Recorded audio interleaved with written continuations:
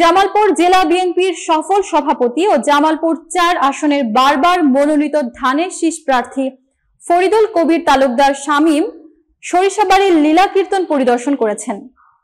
জামালপুর প্রতিনিধি মোহাম্মদ তানজিলুর রহমান জানান, এ সময় তিনি উপস্থিত সকল ধর্মাবলম্বীদের কাছে আগামী নির্বাচনে তার প্রতীক ধানের শীষে ভোট দেওয়ার আহ্বান জানান এবং সকলের দোয়া কামনা করেন।